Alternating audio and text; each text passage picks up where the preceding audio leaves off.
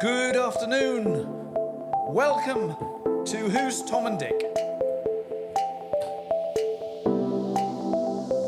With your hosts, Martin Weavers and Patrick Mortimer. Good afternoon, Martin. Good afternoon to you too. Here we are again in your kitchen. Yep. And We like the kitchen, don't we? Yeah, we do like the kitchen, yeah. And we're not eating a thing neither. No, we're not, no. How did you get on with the birthday cake last week? Was that all right? Oh, it was lovely. Was it? Yeah. Especially as it's sponge cake and it's my favourite. Good, that's what I like to hear. Yeah. So here we are in the 8th of March. We're pushing on in this month already. Halfway through it nearly. God. I don't know where the time goes. But know.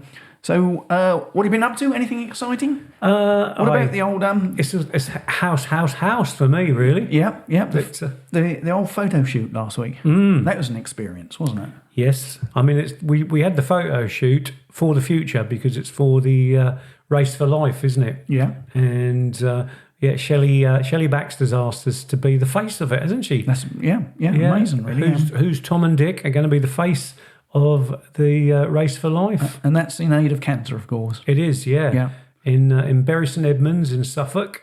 So, but unfortunately, I can't run in it. No, well, I'm hoping to do the 5K. Are you really? Yeah, I'm going to have a go at it. Yeah. And see if we can, represent Tom and Dick as they're representing us. So got to have some sort of input. Well, the thing is that it's called a fun run, but you don't have to run. No, well, I won't be running. No. I'll be walking fast, put it that way, or trying to. I don't know if I get out of puff. So, but anyway, Shelley has offered to run in my place, right? And so and she's got she's got a load of sponsors already. Yeah. And but with the photo shoot, it was quite good. We got the t-shirts, didn't we? Yeah. So Race for Life. Yeah, mine was a bit baggy, but mine's getting tight nowadays. Yeah. And Lynnie held up the banner with us as well in the photograph. Right. Yeah. So the tartan banner. Yeah. So and I actually took my Bay City Rollers scarf that because they wanted to put some connections in a newspaper article to what I'd done. So I actually took my Bay City Rollers scarf that I had from 1974. Yeah. So you didn't mention the Roller Maniacs a few times, I know, but whether that will get mentioned in the article, I don't know. Yeah, we haven't. The article's due to come out quite soon, I think. Right. So, the race isn't yet. So a bit like old times in front of the camera, though, wasn't it? Remember when we used to get our mug shots done for the press and things? And well, the funny thing was, I drove past. Do you remember there was the fruit orchard at the top of Kings Hill in Cornard, and we stopped in there and we got in our big costumes, and that was in the paper. Well, we drove past there, and I said, "That's where Pat and I had our photographs taken." But the trees have gone now. There's no Yeah, it's not an orchard there. No. And as I drove around the corner just before Joe's Road, there was a huge flood. Right. And I nearly had to come back again and go round to the main road. Yeah. But I thought, I'll give it a go. And Lynnie saying, no, don't give it. I said, no, we're going to go for it. And we went through the flood and we got there in the end. I was just trying to remember who took the photographs. I can't remember. Was that Jade? Jade. The Elvis impersonator.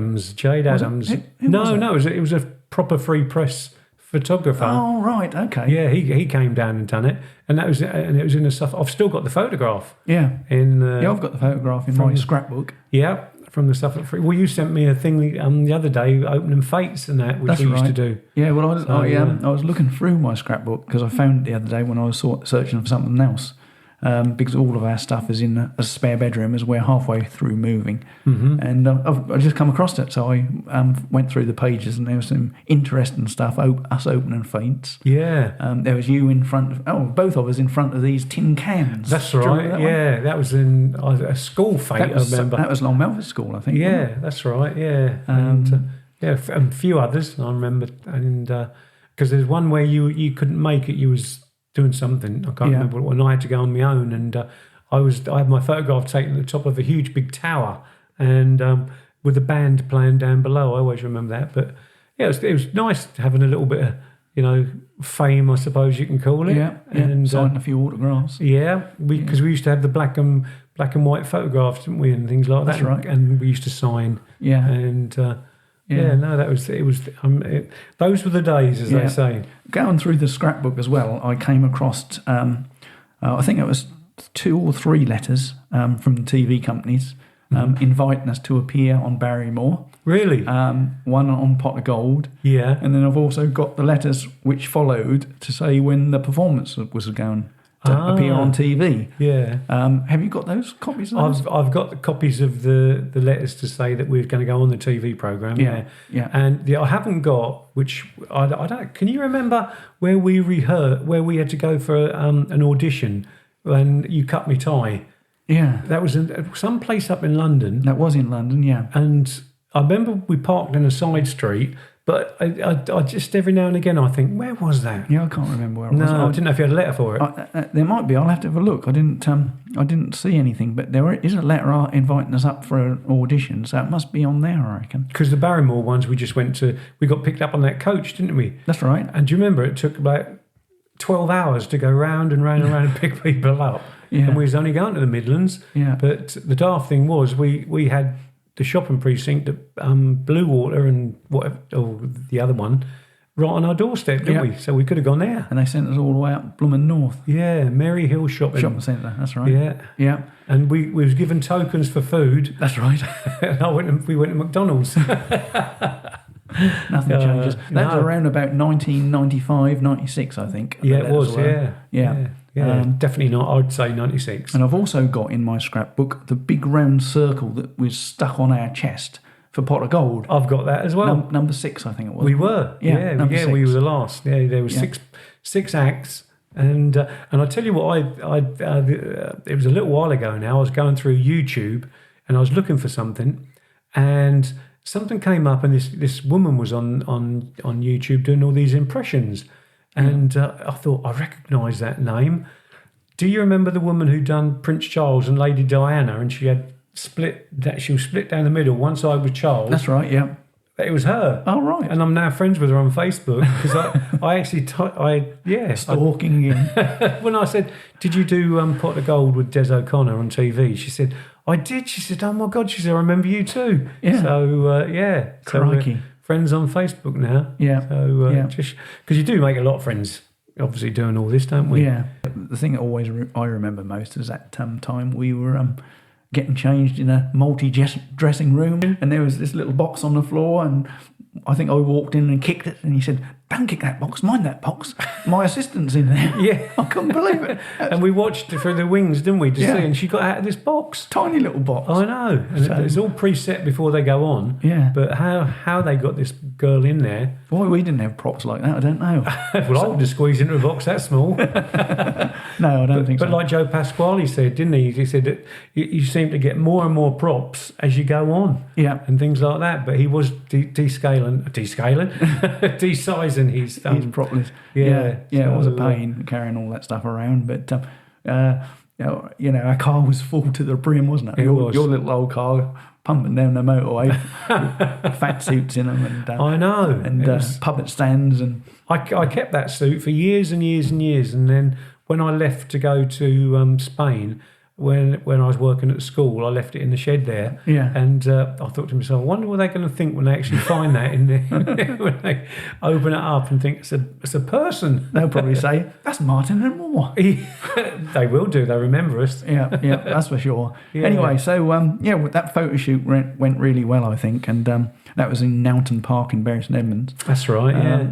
That was quite a good experience, like going back to the old days, as I said. Yes, I like to get my picture in the paper every now and again because people can see what you're doing. But as I say, certainly for me and possibly for you, it's not like it used to be. But because we can't jump around on stage like we did. No. But no, it's nice to get a bit of recognition. Yeah. And especially for doing this. This is how it's come by. Well, yeah, and it is stretching across the country and the world, really. But we've also been selected by Sporting Memories to go and do a chat on Tom and Dick. I know. We're going to do that live, aren't we? We are going to do that live, yeah. Yeah, so that'll be another first. Yeah, we're going to have to prepare for that somehow. I don't know what we're going to talk about, do you?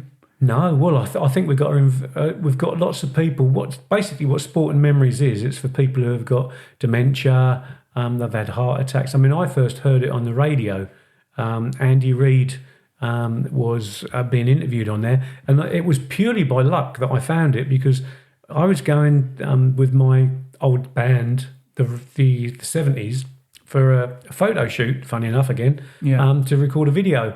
And I normally listen to Radio 2, and I thought, I'm going to put Suffolk on today. And that's when I listened to Suffolk, and his broadcast was being repeated. Right. And I thought, well, that's right up my street, that club.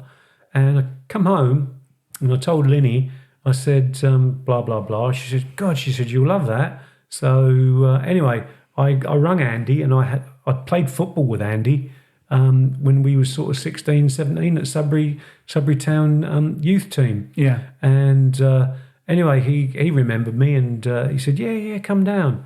And then that's how I first started going to the club. Right. Yeah. And then we started this. Yeah. And then Andy came on we interviewed him, didn't he? That's right. Yeah. Over all his troubles that he had, and now he's asked us to do that. But I dare say we're going to talk to the people and ask them about first of all, we've got to ask them if they want to be interviewed. Well, I suppose so. I mean, the issues that we raise, I think, which are quite going to be quite familiar with people in that room, and why we do it, and probably a little bit about ourselves, I suppose. We're going to have to get together and formulate something. Yeah, I know there's a few people. I know there's a few people down there who know what we do. Yeah, and I'm sure they might be willing to talk and about their different things and that. So and it will show if we can do a live show, Pat. Well, it will. It'll be the first time back on stage for 25 years or something. Appearing ridiculous. in front of people. Yeah. Perhaps we should publicise it. Perhaps they'll have a sellout crowd. Well, it's getting a big crowd as it is. Yeah, over 70 the other day. Was it? Yeah. Oh, wow. So if there's no one in the room, we'll know how popular we are. Yeah. Martin and Moore are here again. But I guess we'll just sort of ramble on about the podcast and the complaints, the illnesses, and about us trying to present a positive mental attitude. Yeah, and we can talk about the people we've had on with the different, illnesses and all that. Because that's the reason we do this podcast, really, is because, during our treatments, both different treatments, when you've got a positive mental attitude, and we do take our illnesses obviously very, very seriously. God, yeah. But we don't let the illness rule our life. No. We have our life and the illness is part of it. Yeah. It's funny because, I've spoke to a couple of people, because obviously having different illnesses, we meet different people, don't we, obviously? Yeah. And it's funny because the people I meet don't seem to be so down on themselves, Right. I met a guy who'd got asbestosis when I was in hospital, and he was, positive like I am. Right. In fact, in hospital we sat watching the women's World Cup final together, and you wouldn't have. I sometimes feel as if I've got nothing wrong with me. Yeah. Until I try to do something, and then I know you try and walk faster or something, and you just can't do it. And then he said exactly the same. Yeah. But in your mind, you feel as if you're all right. Yeah. And I'm sure you do. Well, I do. Yeah. Yeah. It's difficult for some people though to have that sort of attitude. I think is especially on some of the forums how some of them have convinced themselves that obviously the illness is going to change their lives, and they're not going to do a lot of things that they could do before the illness. Well, that's right. Yeah. Where that's not always the case. Look at us. We could sit at home, and we could say, we're not, we've got an illness, and it's going to take us away one day. But no, we sit here and we talk, to each other, and we get quite a few people listen to us. Yeah. So it's. It does us good. It does, yeah. And I think one of the biggest problems is if you haven't got anything, if you haven't got any hobbies or interests, and you're fighting an illness or going through treatment, and all you've got is time on your hands, that's when it gets into your mind. Yeah. If you've got too much time to think. Well, my days whiz by. Yeah. I seem to, I don't know about you, but my typical day, I'll get up in the morning. I know I have to set my alarm because otherwise I'll sleep in. Well, let's go through it. You've got stage 4 lung cancer, which is a terminal illness. Mm-hmm. We haven't got any timescales on that. So what is a typical day for you? So let's say a good day. a good day, yeah. Well, every day's a good day that I'm alive now. Well, yeah. But no, so I'll set me alarm because I have to. Otherwise, I'll sleep over. So 9 o'clock, I'll get up and I'll make a cup of tea, do me breakfast like everybody does. But my first thing that I have to do is turn on Radio 2 and I do the Pop Master. Right. It's not Pop Master anymore. It's the 10 at the top. And I've even got a piece of paper in the drawer under here where we're talking. Yeah. And I've got my little scorecards that I make. Right. And I sit here and I listen to it. And I knew you were always a sad git, but there you go. Well, no, as an interest. the band, when we was playing in the band and for rehearsals, they knew never to ring those when that was on because they listened to Radio 2 as well. Yeah. So they knew never, to ring at that time. And so that's on 5 days a week. That's on every day of the week. Saturdays and Sundays? No. Just Saturdays and weekdays. Sundays a different day altogether. Okay, right. So I listen to that, and then I'll make another coffee. It's a bit repetitive my days really, and then I'll make another coffee after I've watched that, and then I'll think what shall I do? So I might go upstairs and get the washing basket and stick some washing in the machine. And answer any things I've got on me Facebook, but I do like to sit. This is a positive mental attitude podcast, don't you? Yes. You've just depressed me. Washing basket. You go upstairs and get the washing basket. Yeah. That's one of your highlights of the day, isn't it? Do you know what? I love doing the washing, and I did it yesterday, and I love now I can get it out on the line. Right. Because that is the pièce de résistance, getting it out on the line, because when it comes back, it smells gorgeous. Yeah. You've got to try it. do you end up bringing a shirt in that was white is now red and things like that? I've done that. Yeah, or shrink a few things. Yeah, Lynnie's bras, the white ones are grey. That's the reason you had to chuck so many clothes out, because you thought they'd all it's a shrunk. learning curve. You thought they'd all shrunk, but it wasn't really. That's them cakes, them blooming donuts you keep eating. Oh no, it's a learning curve though. So, that's the washing I done. actually enjoy doing the washing and ironing. We've bought a really, really sort of. Obviously, I've not mentioned about the shower. Right. Now the shower nowadays is a completely different thing, because before I'd just jump over the bath and get in there and shower and I'm out. Now a shower takes a lot longer. Right. Because I just can't. I can't move myself in the shower. Well, it's not because you've got to wash your hair, is it? No. I can't move in the shower like I used to. Right. So everything just takes a little bit longer. Right. So I don't know if it's, do you get that? I'm not too bad in the shower. I'm just getting this mental image of you in the shower now, and it's not doing me any favours. Just put me off my cake, I think. Yeah, that's right. No, it does. Honestly, I swear, it takes twice as long in the shower now for me. Yeah. I get out a puff, and I'm actually thinking I've actually bought another bar to put up. I was going to put it in my old place at the end of the bath, so I've got something to hang on to as I cock my leg in. Right. It's weird, really, but I will keep doing it until I can't do it. Yeah. And the ideal thing would be a walk-in shower. That's right. Yeah. But it's just the lady we rent from. Disappointing. You said the other day, she said, "I'll always keep a bath." Right. So you have to get one with a door in it. yeah, you can get them. I remember my mother-in-law had one of those. But this is why it all takes so long. And then by the time that comes around, you get to lunchtime. Mm-hmm. Yeah. And I try to eat healthy. Just a tip on the shower there, though. One thing I've learnt. Very recently, I always used to get out of the shower knackered. If I can use that word. It's too late now, I've used it. But like you. But one thing that somebody said to me, do you have your shower water hot? And I said, yes, I like it nice and hot. Yeah. He said, turn it down a couple of notches, make it slightly cooler. Right. And I've done that since. It's not boiling hot like I normally do. That's not tepid, but it's nice and warm. Yeah. And that makes a heck of a difference. Really? Yeah. If you have your shower too hot, that drains you. That makes your blood boil, I think. And right. And that does make you tired. But now I'll have to try that. Now I've dropped the temperature. I notice a huge difference when I get out. The trouble is, though, if I do that, I don't know if there's going to be a difference between our illnesses. I feel the cold, and I hate being cold. Well, I do, but if you don't have the shower hot in the first place, that still feels warm when you get in. Yeah. The secret is not to have it on hot. Get in, and you adjust to the temperature.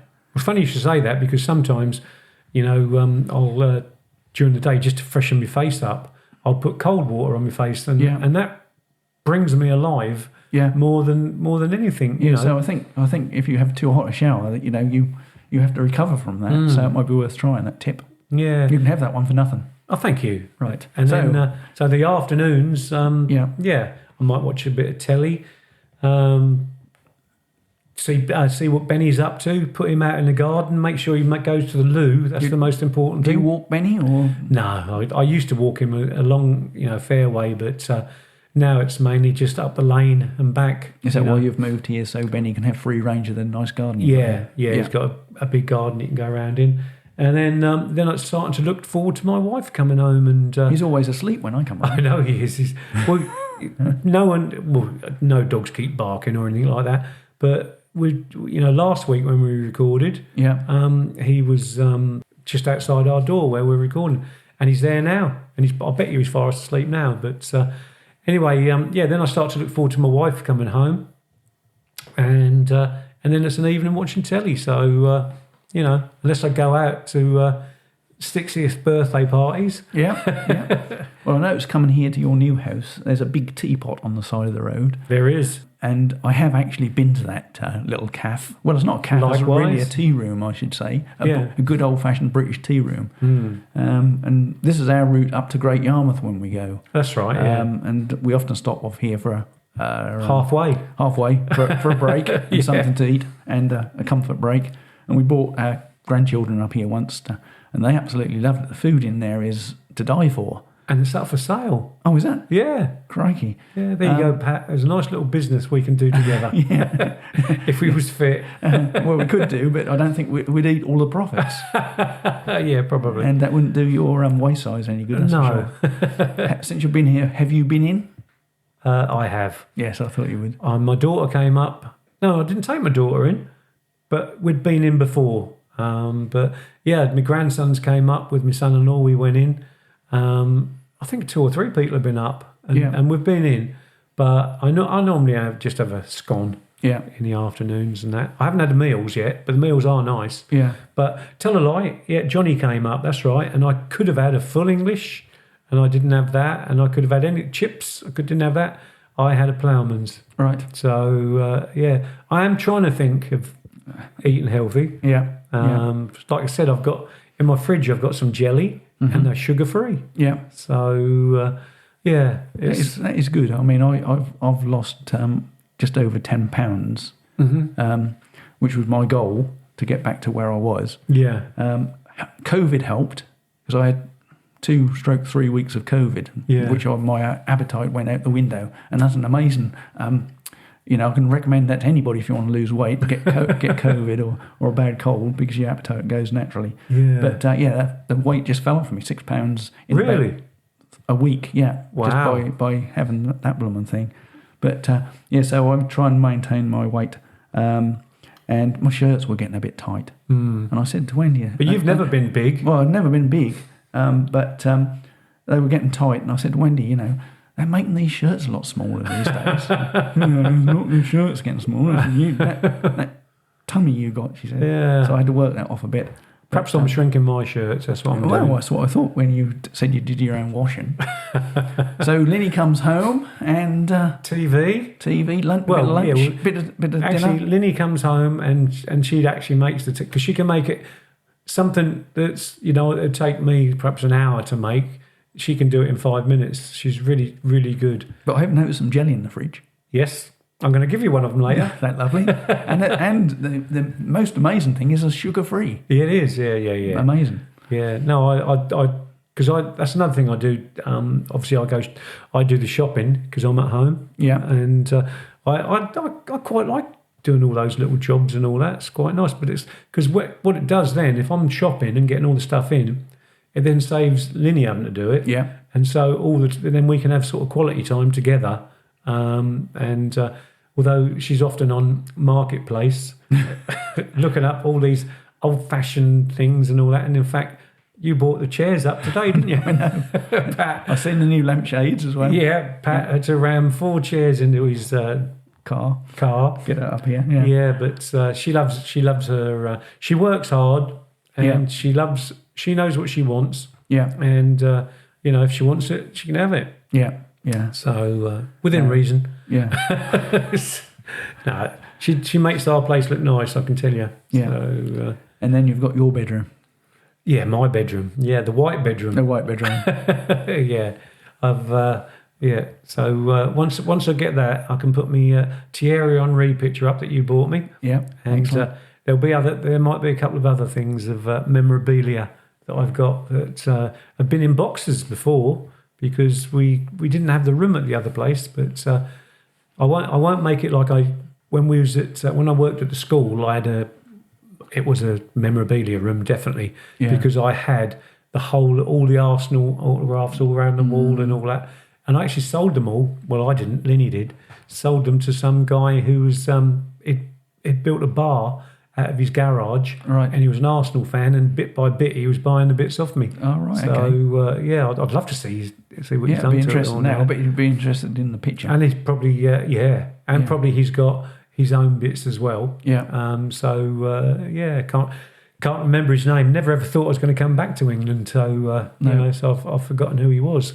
But Lynnie done well selling all that for me. Yeah, I enjoy my day. Yeah. Yeah, I never sit down and think, God, I'm bored now. What am I going to do? I mean, doing this podcast, there's quite a bit of stuff going on before we actually do the podcast. Yeah. And finding the time to prepare for it is sometimes difficult, isn't it? I know. I know it's only a 30-minute spot. Yeah. And we do rabbit on about a load of our rubbish sometimes. But, just reading all the posts and the comments we've had, going through them and seeing what's going on, and then preparing for the podcast, and then we have to edit it and upload it. So it's quite a lot of I time. wouldn't know how to edit and upload. Well, there you go. You only know how to download. I only know how to sit here and talk. But no, as long as you fill your life with something and you're never bored. I suppose in a way, because I mean, we don't. Obviously, you do all the work on the podcast and all that, but I do different things where I'm getting all the people for who we're going to interviews. And we've got some nice guests coming up, haven't we? We got some fantastic ones coming up. Unfortunately we couldn't do the interview with the Crystal Palace doctor in the end because you was ill, wasn't you? Yeah. And I couldn't travel up in the car with you. So, but we'll hopefully rearrange that. Yeah, that's right. Yeah, but we've got the ones we've got lined up. I went into the hospital the other day to the My Wish Foundation, who I mentioned about. Well, we've got 2 ladies coming on for that in the future, and we've got Dr. Brahama coming on, who's my endocrinologist and diabetic doctor. Right. So he's coming on. Okay. And we've got a guy called Spike. Spike. Yeah. I've only ever known him as Spike. That's the dog off of Tom and Jerry, no?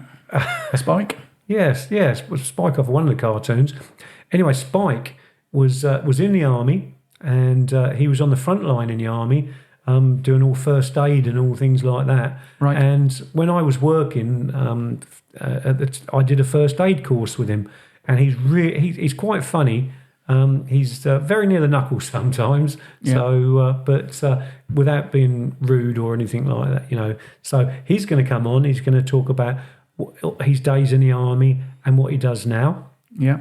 We've also got someone called Danny, and he's coming on, and he was on Stars in Her Eyes. Oh, right, okay. And he was Julio Iglesias. Ooh. Yeah. And perhaps he'll sing us something. You never know. And Danny's not been too well. He's with his he had a brain hemorrhage and all that. But Danny will tell us more about that anyway. So Danny Owen is his name. Excellent. And also we've got an ex-footballer. Right. Yeah, another celeb. Yeah. He played for Norwich City, which Pat's supports the opposite team to them, but never mind. We'll still chat to him, won't we? We will. He's played for Norwich City, Coventry City, Gillingham, and Wimbledon. That's right. Right. Trying to think last. So he's going to come on. So we've got all these people lined up. It's all exciting. Plus, in between, we'll be talking to each other about different things that is happening in our lives. We will. And our usual information about different other things. Was going to do something about what are those statins? Statins. Yeah. I was going to talk about that one week. Yeah, well, they're quite a common drug people are on. So we're quite interested to put some fears out the window about statins. Well, you've asked me a lot about me, and I don't ever ask much about you. No, we're going to have to leave that for another podcast. Why? Because we're nearly at the end of this one. No. Yeah, we are. So I've got to press this button here, so we can get into Martin's joke of the week. Oh, and the joke of the week. This is what everybody tunes in for, you know. Yeah. Right. Every time I hear the song Delilah, I always obsess about my wife. Every time I hear the song The Green Green Grass of Home, I obsess about my hometown. So I went to the doctor and told him. He said, "You've got Tom Jones syndrome." I said, "Is that rare?" He said, "It's not unusual." I can hear them all laughing now. Well, we did get that in for some of the listeners who tune into that especially. Yes. Or for the one that tunes into you. Yeah, the one. Thank you, Hazel. Been nice talking to you again, Mark. Yeah, you too, mate. And we'll wind this up and wish everybody a happy weekend. Yes. And we'll be back next week. Have a good week, everybody. And be careful and take care. See you next week. Bye, everyone. Thanks for listening.